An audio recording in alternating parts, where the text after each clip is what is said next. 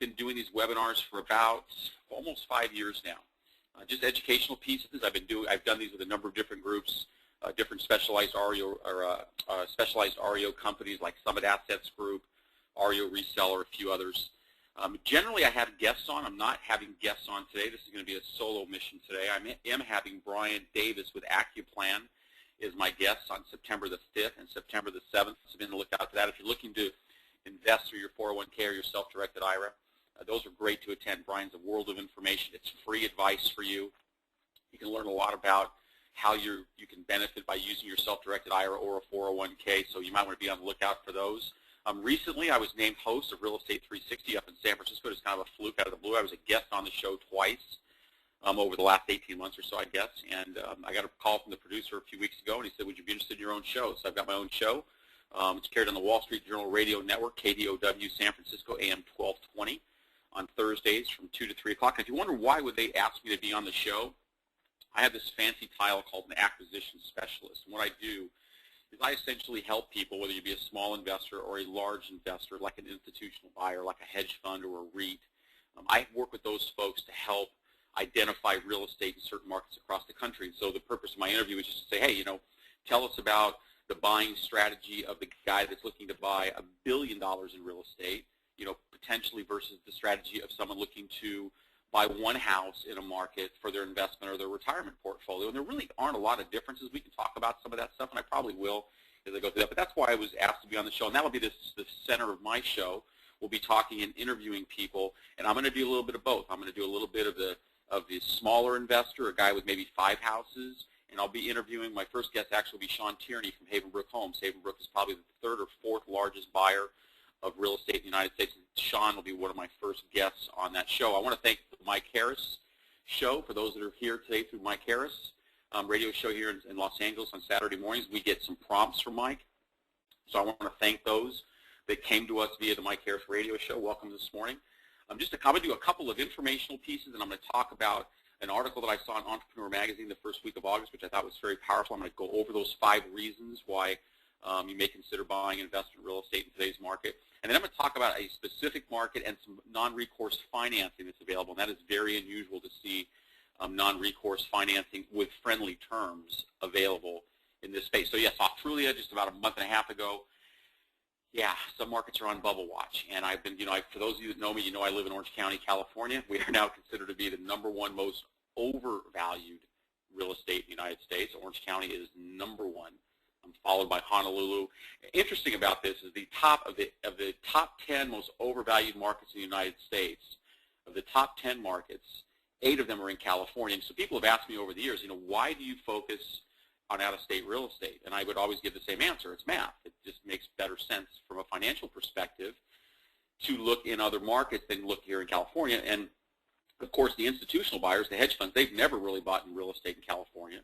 And you can see why. I mean, when I say numbers, these are just the numbers why. If you look at these, now, for those of you in California, you know that if you're talking about Orange County, Los Angeles, Riverside, Oakland, Ventura, San Diego, San Francisco, that pretty much is the entire state. The only area I don't see in there really is Fresno, right? That is really the whole state of California. Now, conversely, when you look at the most undervalued markets in the United States, you look at markets like Akron and Cleveland, Ohio. Ohio's actually got, I think, 4 markets in the top 10 here. Toledo's one of them. We're in Toledo, as a matter of fact. Memphis, Tennessee. We always have inventory available in Memphis, Tennessee. Memphis is a great market. Incidentally, we're now opening up Jackson, Mississippi. I have a call today to kind of firm that up. Probably in the next 2 weeks, first part of September, I'll start profiling some inventory in Jackson. Now, why do you go to these markets? People say, well, why would you go to Akron or Cleveland or Birmingham, Alabama or Toledo? Because the numbers make sense. These are markets that are well below market value still, which means you're buying well below the previous peak.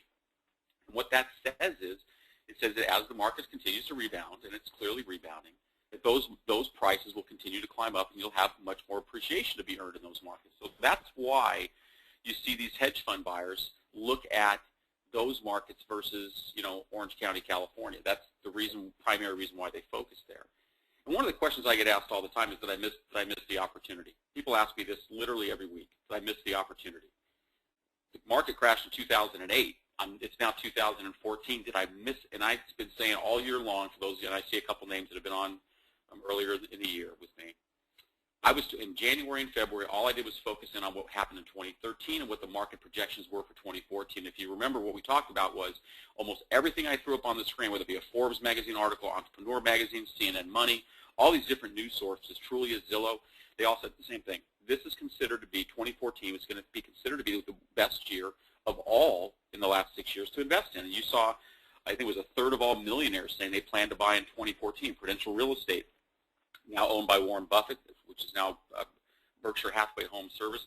Prudential did a consumer survey poll in January, found that the #1 alternative investment pick for investments for 2014 was real estate, and that a third of all millionaires plan to buy in 2014. So do I think you missed it? I think there are reasons why this is absolutely the best time to buy investment real estate. So I see this article last week. Brent, for those who don't know, Brenton Hayden was the founder of Renters Warehouse. He wrote this article.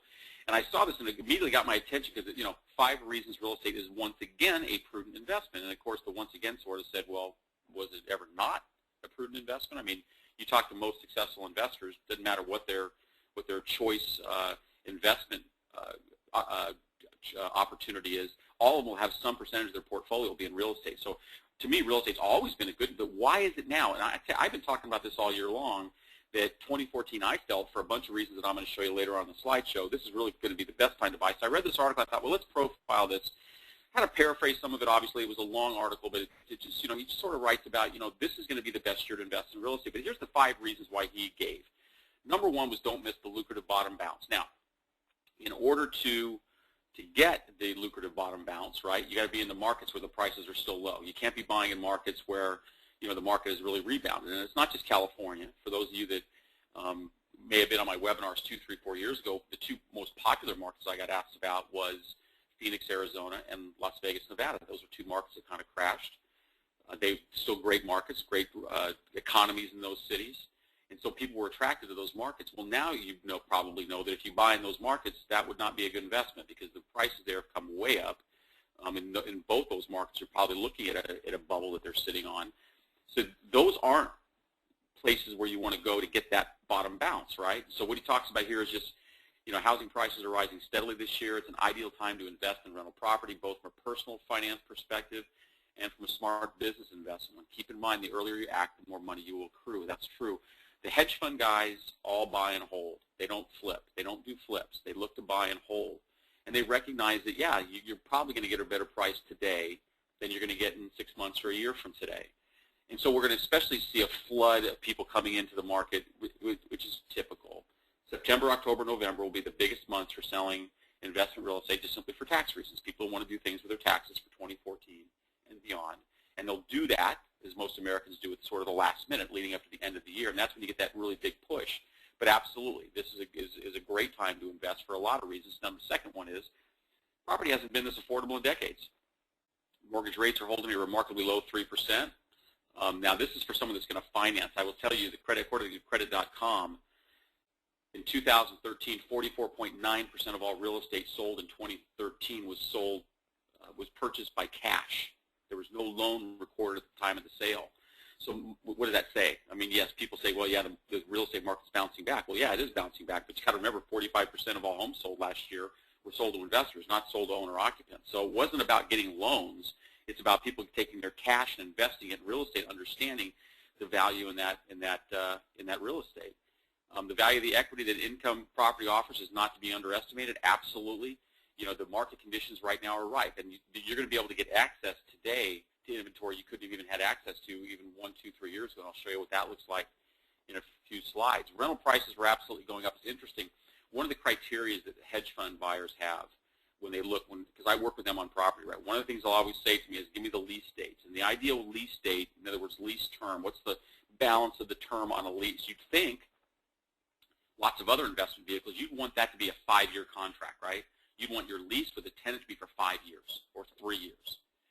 In this market, it's more like 6 months because they know when the lease is up, they can raise the rent. Rental prices are going up. And this is a sad statement, but I wanted to read this.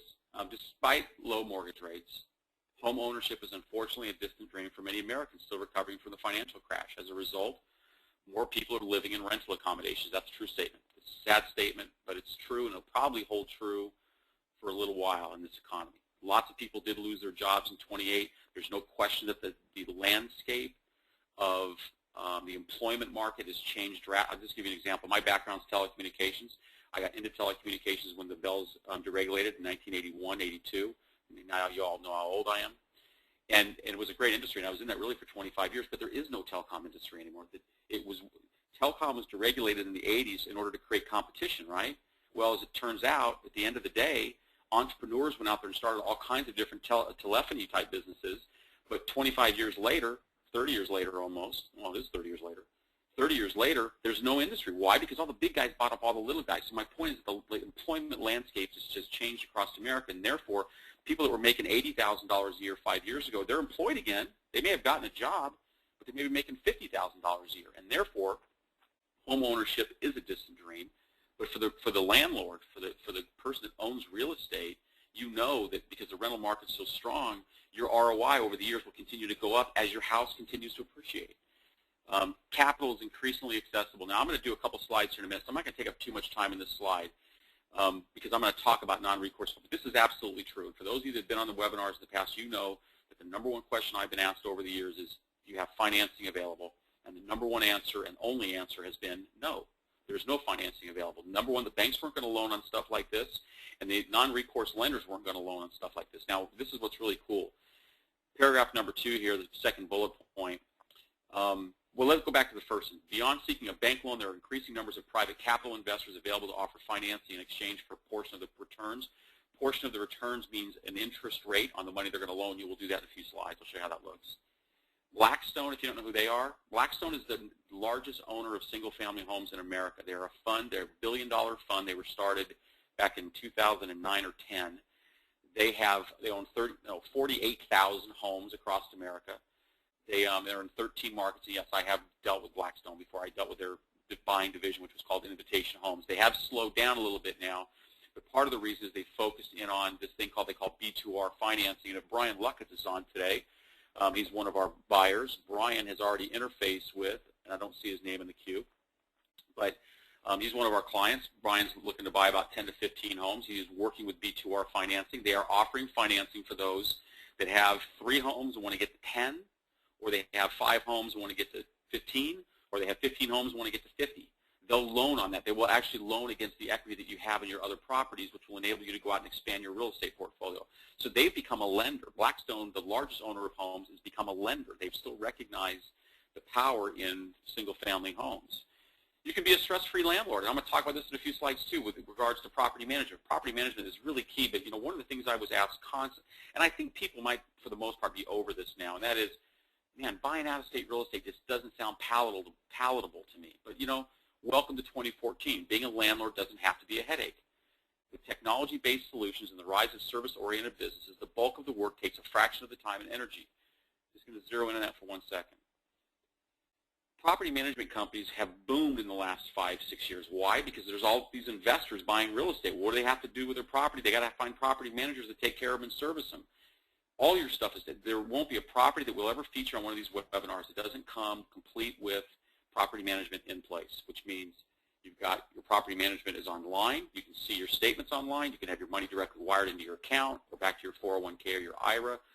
Technology has made this industry streamlined. And so what he's pointing out here in this article is it can be a stress-free income. Some people call it mailbox money. Money that just comes in your mailbox every month, your income from your property. That's exactly what it should be if you buy right. We're going to talk about how you buy right, but that's what it should be.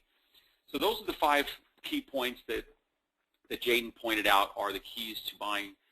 These are my 7 tips. By the way, when I give these 7 tips, and I've been doing this for about 6 months now, this is not formulated just by me. This is essentially what an institutional or a hedge fund guy looks for. And I always say to people is, look, if the guy buying $1 billion in real estate is doing this, maybe you should consider doing that as well. Maybe what they're doing actually works. Maybe your strategy, maybe it feels comfortable to you. Maybe it feels uncomfortable to buy out of state. But if the big guys look at real estate like a stock, they're buying that stock not because where the company's headquartered or located. They're buying that stock because of the yield that it offers. And so you look at it from an investment perspective, not an emotional one like you're going to live in the property. You're just going to buy it and rent it and reap the rewards from it. So here's the 7 tips that I give. And the first 3 go hand in hand. Number 1, You have to buy below market value. If you buy real estate off the MLS, you're not going to get the best deal. You've got to buy it below market value. And one of the ways you do that is you buy it directly from the selling party. When I deal with a hedge fund, one of the first things, especially if I'm selling a larger package, if I'm selling a larger package, the first thing that they say is, we want one point of contact. In other words, if you've got a daisy chain of people getting paid for a piece of property or a package of properties, not interested. You shouldn't be either. If you're going to buy a property, you got to buy it directly from the selling party. There should be nobody in the middle. There should not be a double escrow. Ask that question, by the way, are you doing a double escrow? Because if someone's doing a double escrow, that tells you that, yeah, they're marking it up, right? Buy it directly from the selling party. Whoever owns it today should be selling it directly to you. Do not buy, and I already said this, do not buy anything that's not off market. If it's on the MLS, you don't want to buy it. So buy below market value, buy it directly from the selling party, and don't buy anything off the MLS. Number 4, look for year-on-year appreciation and ROI. Let me explain what those two things are for those that don't know what that is. Appreciation is what the house is going to go up by each year. So your house is going to go up in a value by 7 to 10 or 12% annually. That's appreciation. You always want to be in a market where you're going to get appreciation. Buying in those markets that I profiled that are undervalued, those are markets you want to look at. You want to look at markets that are undervalued. If they're well below the previous peak, that means that they're going to appreciate in value. They're going to continue to go up in value, right? If you buy in Orange County, you know, I mean, let's look at the numbers, folks.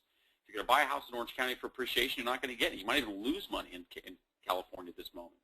So you want to buy places where you can get good appreciation. ROI is your cash-on-cash rate of return yearly. So what's my rate of return? I invest $50,000. I'm netting $600 a month. That's about a 13 or 14% ROI. You can get both. Don't look at markets where you get just one or the other. I mean, there's lots of markets where you can get appreciation, but you get low cap rates. Atlanta is one of those markets. You can get great appreciation in some pockets there, but your cap rates are, you know, 6, 7%. You can get both. I would encourage you to look for markets where you can get both. And I'll show you some of those examples in a few slides. Have your infrastructure in place. That just means make sure you got a property manager there. I would always tell you, do not go buy something unless you know who's going to manage it for you. That's a critical part of your success. Understand your long and short-term strategy. If you want to do a flip, understand you want to do a flip. I tell you, there's lots of pitfalls to doing flips. So be careful if you're going to do a flip, but know your strategy going in. Know what you want to accomplish going into your acquisition. Don't go into it looking to do a flip and then decide halfway through you want to just hold it, although a lot of people do that, to be honest. And then finally, only buy fully rehabbed, rent-ready, or already rented. And what I mean by that is there's lots of folks over the years that may have made some mistakes. I profiled about 6 weeks ago an article in Forbes magazine talking about the pitfalls of real estate and where the safest place to buy was. And this article just said flat out, if you buy it rented, you buy it already rehabbed, it's been recently remodeled, you got a brand new tenant, that's the safest place to be. That is the comfort zone. And if you're an inexperienced investor, to me there's no other option. If you're an inexperienced investor and you call me after this webinar and say I'm interested in this market or whatever, one of the things I'm going to say is, man, whatever you're going to do, don't go in there and buy something that isn't done, because there's just too many pitfalls that can occur when you buy something that still has work to be done to it. You want to find a wholesaler. I mentioned a few slides ago, or the last slide rather, I mentioned buying directly from the selling party. Well, what does that look like? I'm going to describe what that looks like, and I want to paint a picture of what that looks like real quick. A wholesaler is probably not the guy in the suit. That's probably not, that guy looks like a realtor to me, right? You want to look for a guy who probably is wearing jeans and boots and is out there in the street every day finding the right deals and then working with his construction teams to rehab the property. A wholesaler is a guy that lives in the market, he's worked in the market, he's either a construction worker or owns a construction type business, a real estate brokerage business, or an appraisal business. He knows the streets, he knows the schools, he knows the crime rates, he knows what that property sold for in 2006, he knows what he can buy for today, he knows what the rehab cost is going to cost him, he knows the market. He's the secret sauce. Now, interesting about this article by Ken Corsini, I use Ken's blogs all the time. He wrote this in October of 2011, and I didn't use this slide because of as much of what it said as when it was dated. 2011, it was a great idea to use a wholesaler. The problem was 2011, nobody, including me, knew who they were. It's only been through these series of webinars that I've got to meet people that are wholesale. They come to me and they say, Charlie, I was on your webinar. Would you feature my property? And if I got to know them and I got to understand what they're doing and I saw they were doing good quality work, yeah, I'm going to profile a couple today. I'll show you a couple today. These are wholesalers. These are guys that if you want to buy a property, I'm going to buy it directly from them, not through some third party that's going to mark it up. What we've recently done early this year, we just launched a website called incomepropertyheadquarters.com. It is under construction at the moment for a couple of reasons, but basically this is a wholesaler's website. It's a marketplace where wholesalers can post their properties. We don't charge them for doing that. It gives them access to people like you who may want to go on there and shop around. You will not get all the details on that property. You'll need to contact us, and we'll give you the dossier on that particular piece of property. We also like to know what your buying criteria is before we suggest any market in particular. But these are some of the markets that we're in, and why are we in these markets? We're in these markets because the hedge funds are in those markets. Memphis, Atlanta, Birmingham, Toledo, Kansas City, Detroit. I mentioned we're going to open Jackson, Mississippi. That's a market where there's a number of hedge funds that are going to be going into that market. By the way, why do they go from market to market? They go from market to market for a couple of reasons. First of all, when a market runs out of good quality deals to get, or it runs out of enough inventory to make it worth their while to be in that market, they just move the market. They just find another market to go to, and they pitch their tent. They come to people like me and say, okay, we need 20 houses a week that fit this criteria, and that's what I then go do. I then go meet people in that market and find them sources of inventory. But these are some of the markets that we're in, and these are some of the markets you may consider as well. These are markets where, again, most of the institutional buyers see value in investing in. I'm just going to do this slide briefly. I think most people get this at this point, but if again, people say, well, California, man, this is the place to be, right? It is if you want to live in a house. I've been in Orange County pretty much my whole life, and I got 5 kids, 4 in college. They've all gone through the public school system in Orange County. It's a great place to live. Would I want to invest here? Probably not. But this is an example why. In San Jose, $600,000 gets you a house with about $2,500 a month in income. That same $600,000 in Birmingham would get you 10 houses and about $9,000 in income. That's the reason why the hedge fund guys buy in those markets. It's a simple ROI. Your cash-on-cash rate of return, if you draw your attention to the bottom line, in San Jose is 3%, in Birmingham is 15%. That's an actual house I sold, by the way, a few weeks ago. But the myth about investment real estate is you got to have it in your own backyard. Nothing can be further from the truth. Professional property management is going to give you the highest level of performance. That's just a fact. They can take care of it better than you can. They're going to save you more money than they're going to charge. Generally, they charge a 10% fee to manage for you. So if the rent's $800 a month, they're taking $80 a month, but you've got somebody that's taking complete care of your property for you.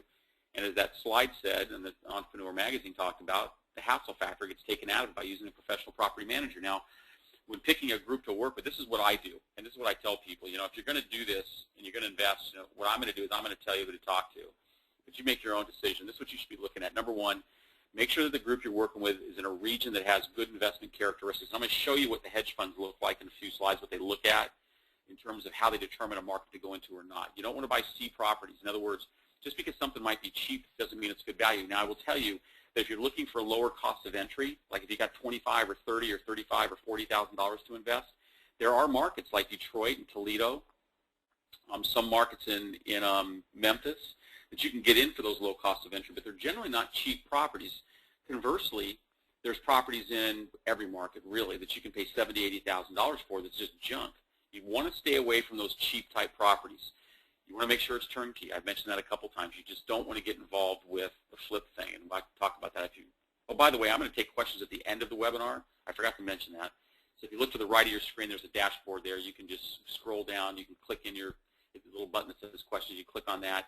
I'll answer all questions at the end of the webinar. I saw a couple questions come in there, so before I forget, I will answer questions at the end. So you want to make sure you got property management in place. You want to make sure the renovations are quality. I'm going to show you what quality renovations look like in a few slides. You want to make sure that they're not rookies. If they're just, I just started doing this last month. I moved to Kansas City, and I'm buying and flipping houses. That's not who you want to do business with. You want to make sure they have high integrity. What does that mean? It means they got to be able to give you references. They should be able to give you 5 people who they've done business with that they've sold homes to. Transparency in numbers. I'm going to show you what transparency in numbers is in a few slides. I'm just going to spotlight one city. We do a lot in Birmingham. Birmingham, there's 2 major hedge funds down there buying right now. I've got a number of wholesalers down there, but this is the importance of this slide isn't really to talk about Birmingham, but rather what funds look at when they look at a market where to buy. So CNN Money says Birmingham is the 10th best overall real estate market in the country and the 3rd fastest growing real estate market in the nation. Those are good numbers to know. New Wire Investor did a study of the top 10 best cash flow markets. They said Birmingham was 3rd. Rochester, New York was number 1 for what it's worth. And yeah, I do get inventory in Rochester, but it's rare. And yeah, it's true. 15 to 20% cap rates down there, no joke. You can buy something down there for $50,000 and you can rent for $900. It's crazy. They've invested $1 billion in their downtown district in Birmingham, infrastructure, schools, roads. They built a baseball stadium right downtown. So they've invested a lot of money in that market there. CNN Money, again, beginning of the year said Alabama was actually the 8th best real estate market, hottest real estate market for 2014. They projected appreciation forecast gain through September, so it should have appreciated by 8%. I think in some pockets it's actually higher than that. Birmingham in 2013 was 12%. In 2012, it went up to 13% appreciation. They're projecting almost 8% appreciation in that market there. And this is what happens when we had a hedge fund that actually left Birmingham about 4 weeks ago. Now, some of these are sold, by the way, but I wanted to give you an example. This is the sort of stuff you can get in Birmingham. 6618 Division Street, $600 rent for $31,000, 17% cap.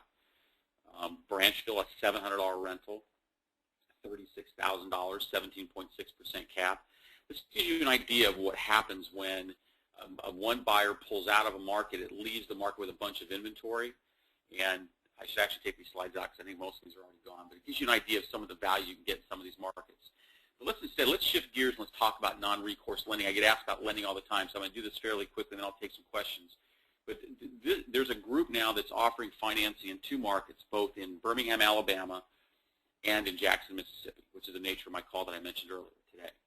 So this is what they're doing, and this is one of the better non-recourse financing loans that I've seen for a number of reasons that I'll go through. So here's the terms. It's a 50% down. There's a 5% loan origination fee or a processing fee, what they charge up front. By the way, that is low compared to most groups. It's a 9% interest-only loan for 5 years, so it's 9% interest-only, 5 years. 5 years, you have a balloon payment due. I'm going to show you all those numbers in one slide.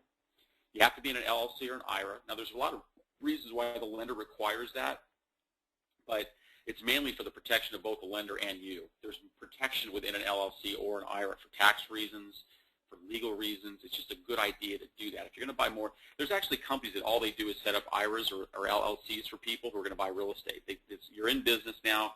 It's Charlie's Properties LLC, and we're going to buy 5 properties in that company. We're going to have checkbook control over it, which means we'll be able to use some of that money. So there's lots of ways to do it, but in this non-recourse loan, you have to have an LLC set up. And to qualify is simple. You got to have a name, you have to have an address, a phone number, an email address. They are not loaning you money based upon your credit worthiness, your credit score, your FICO score. None of that matters. Your income, none of it matters. It's 100% about the property they're going to loan on. I'm going to show you what that looks like right now. So you've got 1865 St. Charles Court, Birmingham, Alabama. This is owned by Premier Equity Group. They've been approved by the lender as a high-quality wholesaler. So they will loan on these properties. I'm going to show you 2 of them today. It's already rented at $769. When I said transparency in numbers, here's what it looks like. There's your taxes. That's your yearly taxes. Insurance, asking price is $49.9. So your rate of return on this property is 14.6. However, you can get financing on this. And by the way, somebody asked me in my last webinar, if I pay cash for it, I get a better price. And the answer is whenever you pay all cash, you can always negotiate your price. So you can offer whatever you want to offer on that property, and they'll either accept it or reject it. So it's a 14.6% ROI, extremely good cap rate. You're going to tap that down if you wish to finance it. You're going to pay $1247 in points. That's your 5 percentage points on that $24,000 loan that you're taking. So you got $187 a month interest-only payment. So your net cash flow is $401 a month, and your ROI is 19.2%. So your ROI against what you've invested $26,000, right? And you're getting $400 a month in cash flow. So you're netting of ROI of 19.2%, extremely good rate of return on that property.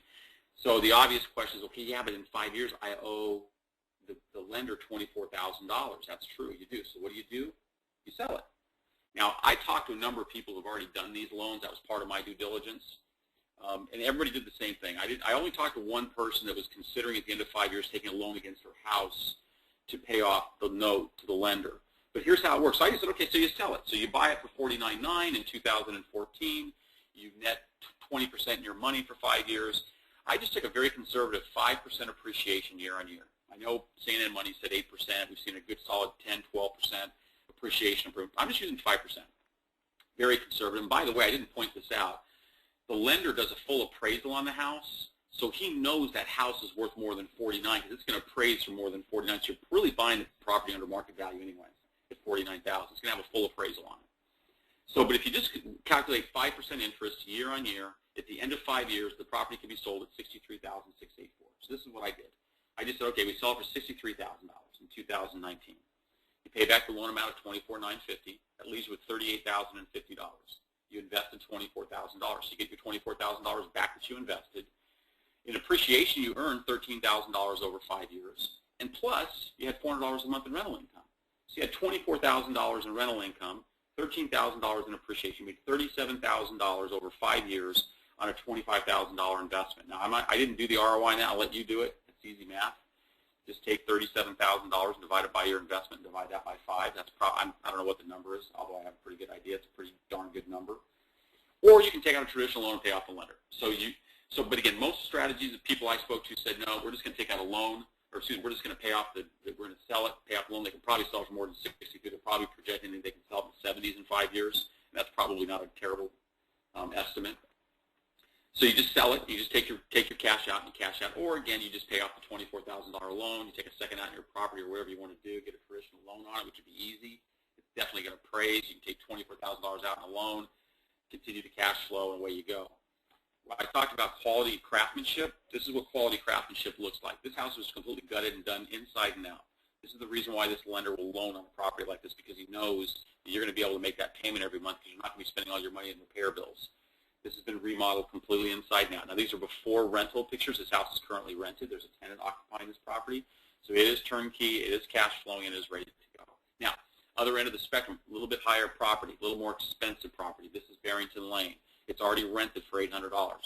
Taxes, insurance, your asking price is $69,000. That's $20,000 more for this property. However, your ROI is only 10.7%, but I'm going to explain this in 1 second. So your rate of return is only almost 11%, which still is nothing wrong with 11% cap. You're going to put $34,000 down, which is half the $69,000 you're going to put down. You got your points, $1,725. Your interest-only payment every month is $258.75. So your net cash flow is $351. Yeah, I know it's $50 less cash flow per month than the one that was only $49,000. Your net ROI is only 12.2%. So why would you buy that house over the $49,000 house? Well, here's why. This house is going to appraise in the mid-80s. The sellers already told me. Premier Equity Group again, Justin Harrison, one of the better wholesalers in that market. He told me flat out this house will appraise in the 80s. So this house, you're walking into this house with a bunch of equity, probably better than $10,000 in equity already in the house. So you're buying it well below market value. Yes, your cash flow is a little bit less, but you're going to make up for that in the value of the property and the appreciation over a 5-year period of time. And again, the strategy is the same. At the end of 5 years, you sell it, probably sell it for, I don't know. I didn't do the numbers on this one, but I would guess if you got it now for 70 and appraised in the 80s, it's going to be worth somewhere around $100,000 and come in 2019, and you're putting $34,000. You're going to owe $34,000 to the lender on that, so you can see the amount of equity you would have in that property at the end of 5 years. And again, when you talk about quality craftsmanship, this is what happens when you work with a quality wholesaler that knows what they're doing, brand new inside and out. By the way, because you're getting a full appraisal on this house, you'll have a licensed appraiser that's going to go to this property, or both properties actually, and you're going to get a full appraisal on that property. You know exactly what you're getting from an independent appraiser. So that's my slideshow. I'm going to take questions now, and I had questions come in while I was talking, so I'm going to answer those first. So yes, to the right of your screen, you'll see a little button that says questions. If you click on that, the screen will come up, and you can just type your questions in there. I'll answer the ones that are already in the box here in a second. Just a couple things. First of all, we'll have one more of these today at 12 noon. The two that we had scheduled for Thursday, you're going to see an email blast go out today. We were notified yesterday that our offices are going to be fumigated. Yes, fumigated, which means I have to leave my facility while they do that process, Thursday and Friday both. So Thursday's webinars are going to be rescheduled, although I did tape this recording this morning, so I'm going to be sending this out to everyone who's registered for the Thursday webinars. The first question I had is about flips, and the question is, you mentioned flips, what's the downside to doing a flip? That's a great question. I'm glad somebody asked that question. There's a number of things. I did webinars on this earlier this year about just all the things that can go wrong with a flip.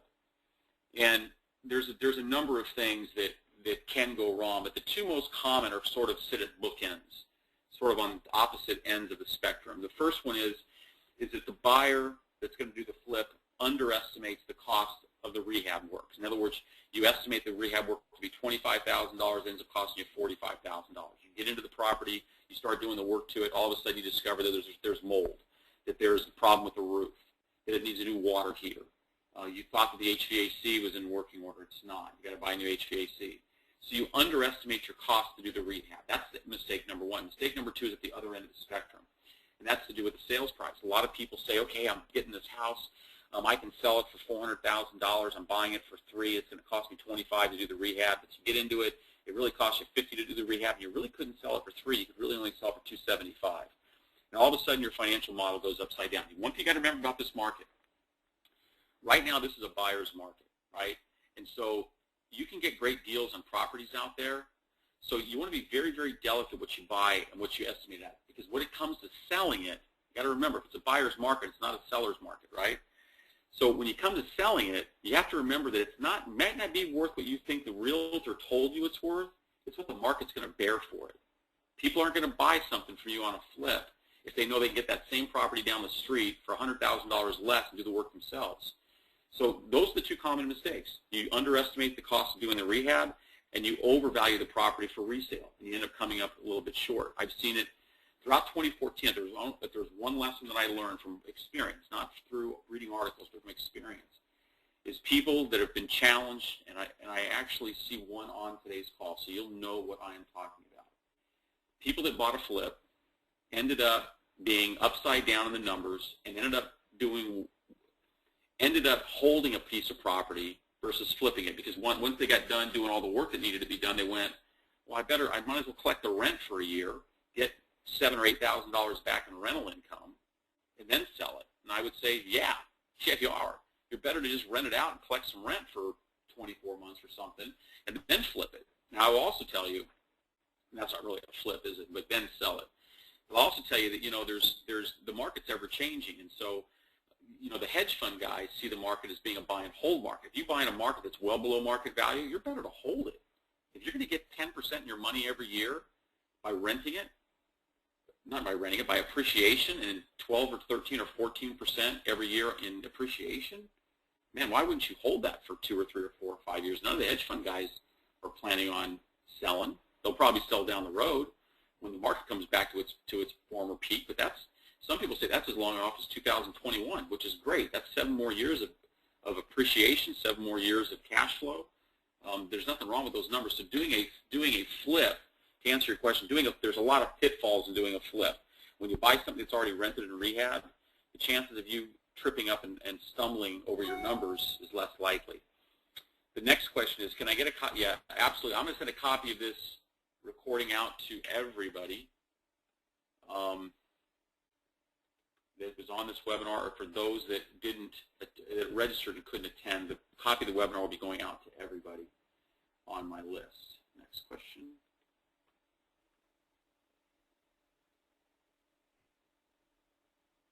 Okay, this is a really good question. Okay, so the question is, how do we know that the rehab is up to the proper quality or the proper standards, is what you're trying to say. How do you know that? Well, there's a number of things you can do. You can certainly fly there and look at it. You can certainly go off what the appraiser report says. Bear in mind, these appraisers are licensed folks. They're not going to give you a rotten report. They could be liable for that if they did. You're going to get a complete photo gallery. I only showed you a couple photos. I'm not going to sit here on a webinar and show 30 pictures of a property, but the reality of it is, on both those properties, if you ask for it, I can show you literally every square inch of the house in photographs. But your main, on the ones that are being lent on, understand something. You've got a partner, and the partner is the lender, and that lender is going to be as serious and critical of the appraisal as you are, because he's in it for half too. And so you've got a partner in that. So I think those that are being financed, you are almost impossible to get a report that isn't going to be accurate and fair, and is going to give you a complete rundown on what the quality of that work was, and what was been replaced and what wasn't replaced, and all those sorts of things. So I think the main guiding force will be the appraisal itself. Okay, so next question. Okay, next question is a follow-up to that question. If you pay cash for the house, would you still do an appraisal? Absolutely, you sure can.